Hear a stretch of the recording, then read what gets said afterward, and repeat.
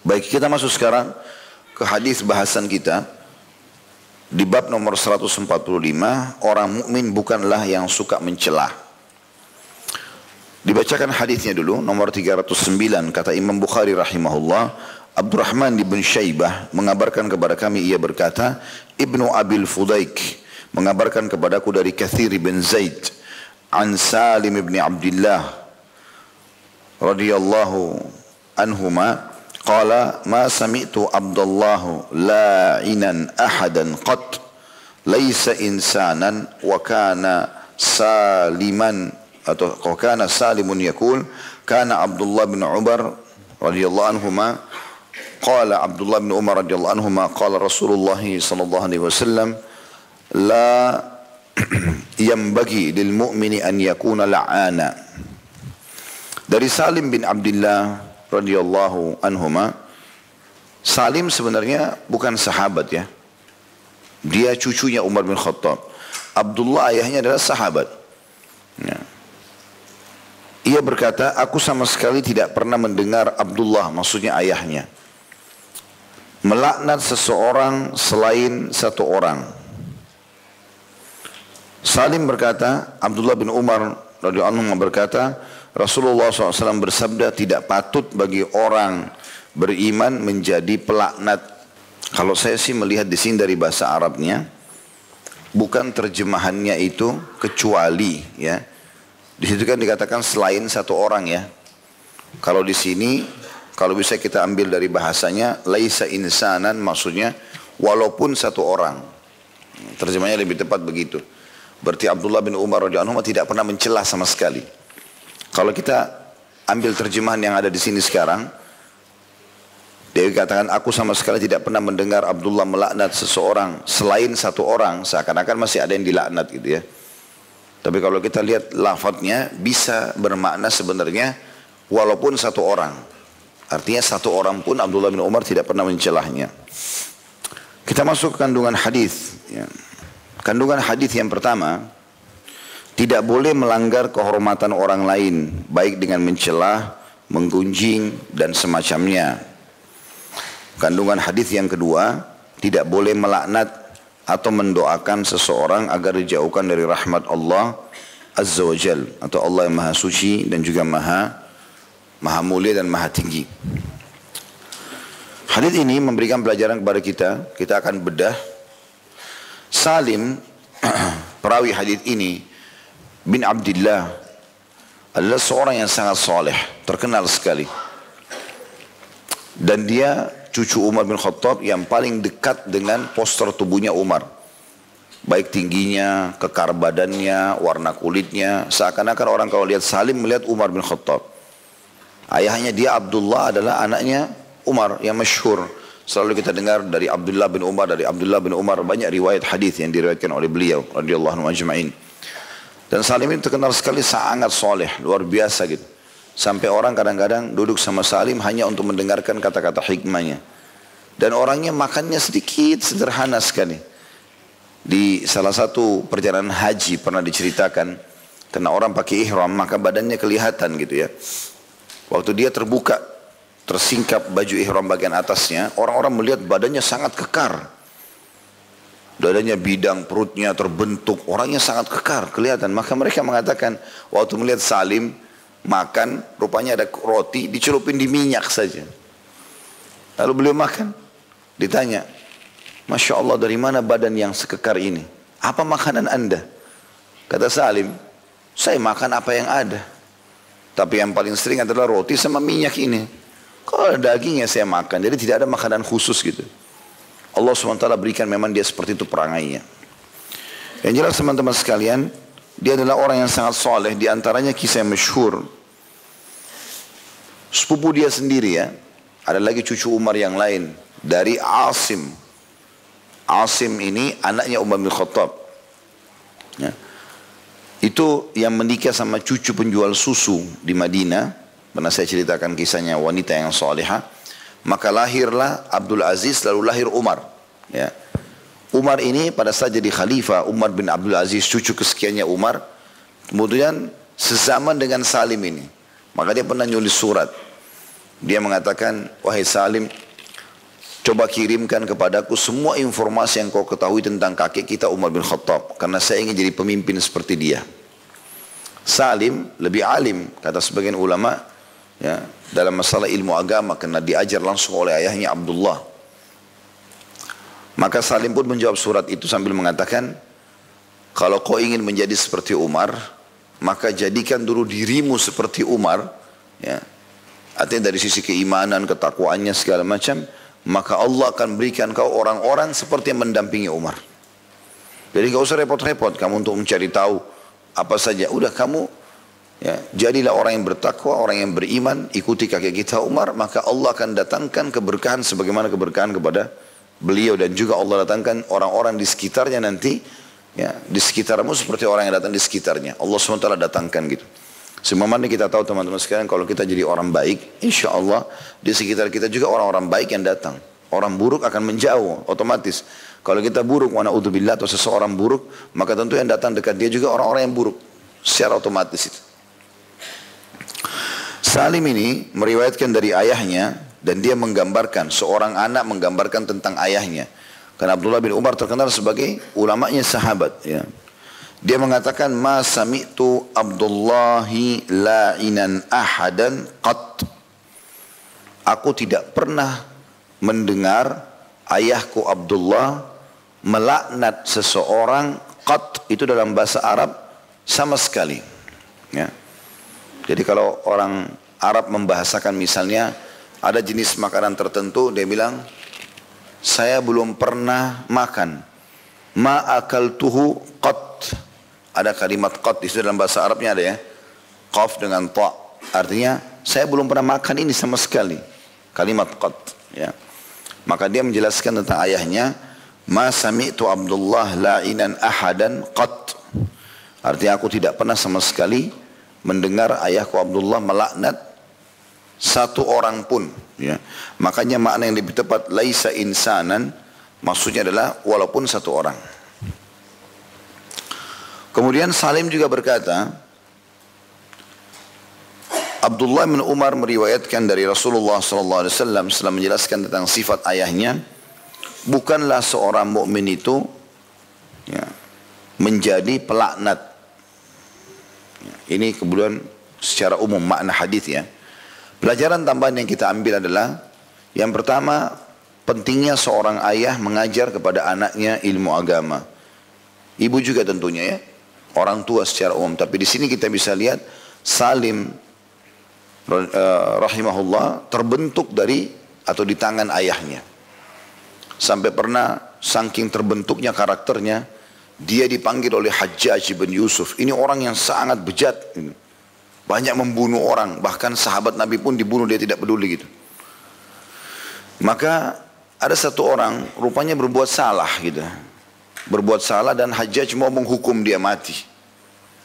Kebetulan Salim ada di istananya Hajjaj waktu itu, ada sesuatu yang dia harus selesaikan.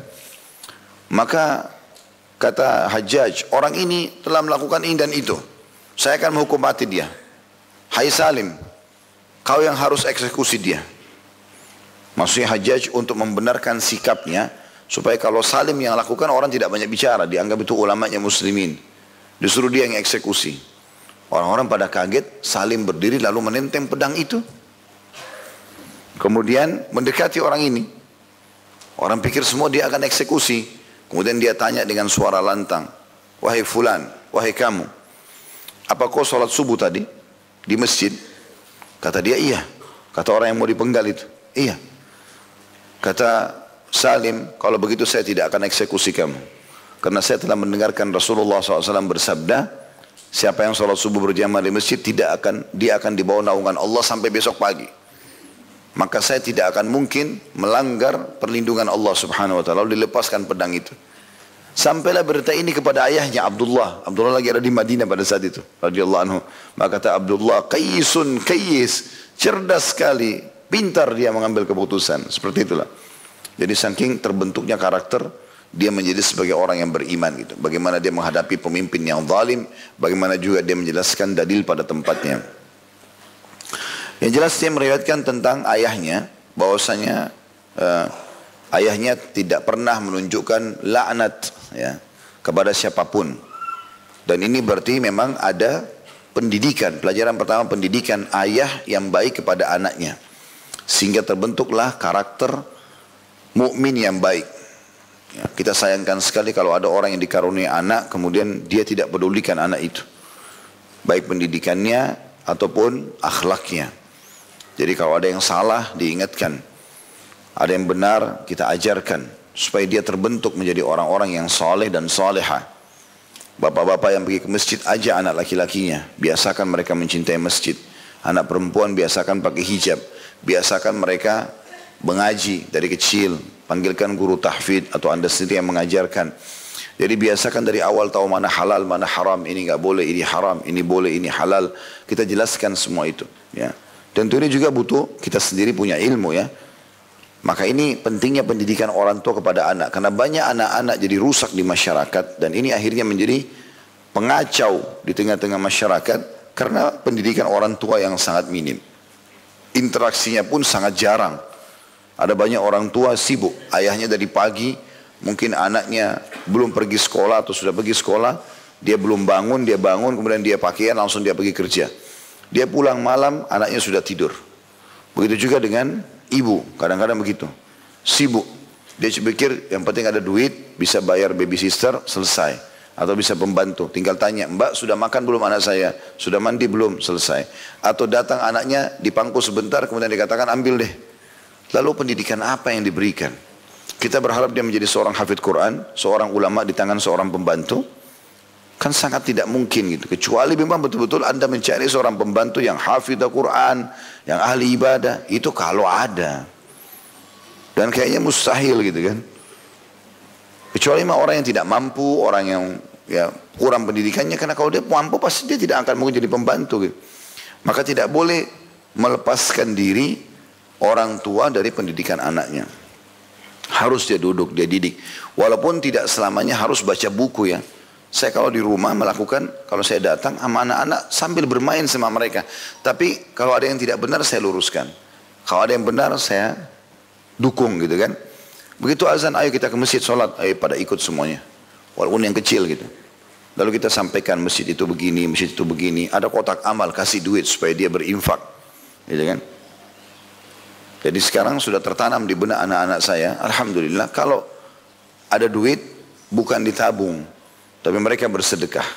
Jadi sudah berbicara mereka. Kadang-kadang saya dengar mereka sudah berbicara. Waduh umurnya masih 4 tahun, 5 tahun gitu. Saling ngobrol. Ada adiknya masih 3 tahun. Berdekatan. Alhamdulillah mereka saling berbicara gitu. Ini nanti kalau aku punya duit aku mau sedekah. Gitu kan. Bagus Alhamdulillah. Daripada dia sibuk dengan menabung akhirnya jadi bakhil. Nah. Maka Alhamdulillah terbentuk karakter. Coba kita coba. Ya. Nanti ada pendidikan yang baik. Terbukti di sini. Seorang ayah figur Abdullah menjadi contoh bagi anaknya. Sampai anaknya menukil. Aku tidak pernah menemukan ayahku melaknat siapapun. Ya. Itu pelajaran yang pertama. Pelajaran yang kedua. Tentang makna laknat itu sendiri. Laknat itu sebenarnya maknanya. At-tardu min rahmatillah. Jauh dari rahmat Allah. Gitu kan. Bisa juga masuk dalamnya. Laknat ini adalah mendoakan keburukan. Jadi nggak boleh kita doakan keburukan. Baik itu mendoakan keburukan pasangan hidup, anak-anak, diri kita sendiri. Sudah sering kita ingatkan masalah ini ya. Jadi kalau anak-anak aktif, bukan nakal. Jangan pernah ucapkan kamu nakal. Nggak. Bahasa ini jangan. Tidak usah dia dengar istilah nakal itu. Nah, sini ya, ayah ajarin, ibu ajarin. Nah, lakukan ini ya. Ya, kita ingatkan, alihkan dia kepada positif yang positif. Kalau kita mau jelaskan juga itu tidak baik perbuatan, kita mengatakan kalau ini dilarang oleh Allah. Jadi hindari bahasa-bahasa yang buruk itu. Kamu nakal sekali, menyesal ibu punya anak kamu, misal. Atau dia bilang apalah kalimat-kalimat buruk ya, itu bisa terjadi. Sudah masih ingat kisah Juraij kan? Juraij rahimahullah, seorang saleh, ahli ibadah. Gara-gara dia lagi sholat, ibunya panggil, dia bingung, batalin sholat, jawab ibunya, atau dia sholat dulu baru jawab ibunya. Dia sangat bakti, hanya itu saja kasusnya sebenarnya. Subhanallah, dia pilih sholat. Ibunya marah, nunggu lama di depan musolahnya dia. Lalu ibunya mengatakan, semoga kau tidak meninggal dunia kecuali kau ketemu sama perempuan pelacur. Interaksi. Subhanallah, terkabulkan doa itu. Padahal Juraij orang saleh, itu disebutkan dalam hadis Bukhari kan gitu. Maka akhirnya Juraij duduk di tempat ibadahnya satu waktu, ada satu perempuan pelacur datang kepada orang-orang di situ, perkampungan itu, lalu berkata, mau nggak kalian saya godain Juraij ini? Kan terkenal Juraij ini ahli ibadah, nggak pernah tergoyahkan, imannya sangat luar biasa. Kerjanya cuma di musolahnya, ya, dia keluar kalau ada keperluan, kembali lagi ibadah kepada Allah. Maka kata orang-orang itu, tentu saja. Lalu dia bilang, apa yang saya dapat kalau saya berhasil goda dia? Kata mereka, apa yang kau minta? Iseng, mau godain gitu. Maka akhirnya perempuan ini masuk ke musola, kemudian dia coba menggoda dengan 1000 macam jurus dia, gitu kan. Menggoda dengan kata-katanya, dengan gerakannya, dengan segala macam, tapi Juraij tidak tergoyahkan. Sama sekali. Bahkan Juraij tetap dengan santun mengatakan, bertakwalah kepada Allah, keluar dari musola ini. Perempuan ini rupanya ditunggu dari depan musola, dia kalau dia keluar, dia malu kalau dia tidak berhasil gitu. Maka dia keluar, dia mengatakan kalau saya sudah selesai berhubungan sama Juraij. Seakan-akan sudah terjadi perzinahan. Dan saya akan buktikan pada kalian. Ternyata dia bohong ini. Apa yang dia lakukan, dia keluar dari situ, kemudian dia pergi ke pengembala-pengembala kambing, lalu dia biologis sama pengembala kambing itu. Sampai hamil. Waktu hamil dia datang lagi, dia mengatakan ini buktinya, ini anaknya Juraij nih. Orang langsung menghakim saja nih. Langsung datang Juraij diseret, tempat ibadahnya dirubuhin segala macam. Dipermalukan. Juraij sabar. Sudah jelasin ke mereka, nggak mau dengar, ya sudah. Juraij sabar sampai akhirnya perempuan itu melahirkan. Di saat melahirkan Juraij tahu alamatnya dan orang pada berkumpul, dia datang. Lalu kemudian dia tekan perutnya bayi itu sambil dia mengatakan, sebutkan siapa nama ayahmu, siapa ayahmu ini. Maka bayi itu mengatakan, ayahku si pengembala kambing. Orang semua tahu. Ya, dan itu salah satu ya, karamah yang Allah berikan kepada Juraij rahimahullah. Ya, di antara bayi-bayi yang bicara di buayan, Nabi Isa alaihissalam, bayinya Juraij ini. Kemudian ada juga bayi yang mau dilempar oleh Raja Zalim di Yaman. Waktu dilempar ke dalam ukhdud atau parit yang penuh dengan api. Yang Allah bilang kutila ashabul ukhdud an-nari dzatil waqud, itu kan juga bicara waktu ibunya mau loncat di api dia ragu, lalu anaknya bilang jangan ragu hai ibuku, kau dalam keadaan benar, maka loncatlah dia ke dalam api itu. Tapi ini salah satu contohnya gitu kan. Maka Juraij pun akhirnya terselamatkan pada saat itu. Tapi yang kita ingin titik beratkan, Juraij orang soleh, tapi karena ibunya ngomong sembarangan nih, jadi masalah ya. Gitu kan? Kenapa nggak bilang semoga Allah berikan kau hidayah, semoga kau jadi orang baik nak. Walaupun dia lagi kebetulan tidak baik, semoga kau jadi baik, semoga kau begini, doakan kebaikan.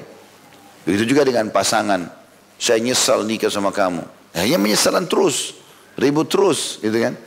Semoga Allah berikan kau hidayah, semoga kau bisa berubah, semoga begini dan begitu, ya, dan seterusnya. Kita berdoa kebaikan. Begitu juga dengan harta, kendaraan, jangan hina motor yang dipakai, mobil walaupun tua. Kan sudah berapa kali hajat kita dipenuhi atau terpenuhi dengan kendaraan itu. Maka kita harus bersyukur kepada Allah subhanahu wa ta'ala. Dan saya sudah pernah berbagi, di antara doa yang baik yang Bapak Ibu ucapkan adalah bilang, ya Allah, aku memohon ampun kepadamu dari semua perkataan buruk yang pernah aku ucapkan buat diriku, keluarga aku ataupun hartaku. Itu juga diambil daripada hadis ini. Makna laknat itu sendiri ya. Jadi nggak boleh dia melaknat dirinya, nggak boleh dia melaknat orang lain, hartanya dan seterusnya. Ya. Kemudian pelajaran yang ketiga adalah ciri orang beriman tidak akan menjadi pencelah. Ya. Itu pelajaran juga diambil, ciri orang beriman tidak akan pernah mencelah, menggunjing, menghina, semuanya masuk dalamnya. Dia nggak akan pernah menyebutkan keburukan seseorang ataupun mencela satu tempat dan seterusnya, walaupun dia tidak suka. Ya, kalau ada yang salah dia luruskan saja, kemudian dia pergi. Ya, seperti itulah. Makanya di situ kandungan hadis yang ditulis, tidak boleh melanggar kehormatan orang lain, baik dengan mencela, menggunjing dan semacamnya. Jadi jangan pernah sibuk dengan keadaan orang, kecuali depan mata kita terlihat orang itu salah, kita luruskan. Orang itu benar kita dukung, selesai. Yang kita tidak tahu nggak usah dikorek-korek. Nggak usah dikorek-korek. Karena makin kita tidak tahu, makin aman hisab kita hari kiamat. Ya, ini penting sekali. Banyak orang selalu saja mencari tahu tentang keadaan orang gitu. Ya. Saya subhanallah bimbing umrah, sekian banyak orang, Masya Allah, ratusan orang safar gitu. Saya nggak sibuk menanyakan bapak kerja apa, tinggal di mana, tanya orang, saya nggak tanya. Kalau mereka datang mau bertanya silahkan. Saya kasih kesempatan habis makan misalnya, lagi makan siang, makan malam di hotel, ada yang mau bertanya silahkan. Tapi saya tidak tahu, kadang-kadang ada jemaah yang mengatakan, Ustaz ini si fulan jabatannya tinggi di pemerintahan kita. Oh iya, so, apa kabar Pak? Baik, saya kenalan, habis itu selesai. Saya nggak tanya juga. Nggak perlu saya banyak bicara sama dia, kecuali memang dia jelaskan. Saya ada kegiatan ini, saya mau ikut kegiatan sosial, baru kemudian selesai, saya tanggapi. Karena mungkin tidak semua orang mau ditahu. Kalau dia mau ditahu kan pasti dia akan datang. Tapi ini enggak. Tapi ada orang subhanallah ikut bergabung sama kami, gitu kan. Hampir semua jemaat dia tahu datanya. Ini si fulan begini, si fulan begini, si fulan. Saya sampai bicara sama dia, ya akhi, antum semua orang antum tahu ini. Belum tentu orang suka kan gitu. Sampai orang mungkin baru cerai, ini baru cerai sama istrinya. Ya kan? Kenapa harus begini? Kadang-kadang teman-teman kita bertanya pada orang, berpikir dulu sebelum nanya itu. Karena bisa saja pertanyaan itu membuat dia tidak nyaman. Misal, anaknya berapa? Mungkin anaknya baru mati. Mungkin memang dia sudah 10 tahun nikah nggak punya anak. Misal contoh, gitu kan? Contoh saja. Atau mana suaminya, mana istrinya? Mungkin baru cerai. Kita nggak tahu. Untuk apa kita tanya? Manfaatnya apa? Atau hari Kamis begini, kamu puasa nggak? Untuk apa ditanya? Antum aja puasa, selesai kan gitu. Kan membuat orang jadi kayak terpojok kepada pertanyaan, kesannya kalau nggak puasa disalahin. Padahal haknya orang puasa sunnah. Kalau Ramadan lain, beda kewajiban, tapi kan sunnah. Jadi tidak usah terlalu masuk ke dalam wilayah orang lain. Ini berbahaya. Nanti ini terbuka pintu-pintu gunjing. Ingat selalu hadis Nabi yang saya selalu ulang ini. Kata Nabi SAW, riba itu 73 pintu. Riwayat lain 72 pintu. Ya. Yang paling rendahnya seperti orang berzina dengan ibunya sendiri. Yang paling beratnya setara dengan mencoreng kehormatan seorang muslim. Jadi kalau riba paling tinggi tingkat 73-nya itu sama dengan 73 kali berzina sama ibu sendiri. Nah menceritakan orang, gunjing, cari-cari kesalahan orang, mencela ini setara dengan tingkat 73-nya riba itu. Lalu untuk apa masuk ke wilayah orang? Untuk apa sibuk dengan gosip? Selalu itu yang diekspos. Untuk apa gitu? Manfaatnya apa? Nggak perlu teman-teman sekalian. Masuk rumah orang, periksa sana, periksa sini. Mau cari tahu, tuan rumahnya belum keluar, dia berdiri keliling semua rumahnya orang. Begitu tuan rumah datang, oh bagus ya sofanya, oh bagus ya tamannya. Manfaatnya apa? Mungkin tuan rumahnya nggak suka itu. Duduk, saya kalau bertamu rumah orang ditanya, silakan masuk Ustaz, saya masuk. Selalu saya tanya, duduk di mana? Duduk di sini. Karena ada orang bertamu langsung duduk di kursi yang tanpa dipersilahkan. Mungkin tuan rumahnya duduk di situ. Kursi dia mungkin kan tidak enak nanti. Maaf ya Pak, duduk sini itu kursi saya. Kan jadi nggak enak. Kan banyak hal harusnya dijaga. Ini bagian daripada akhlak yang harus dijaga tentunya.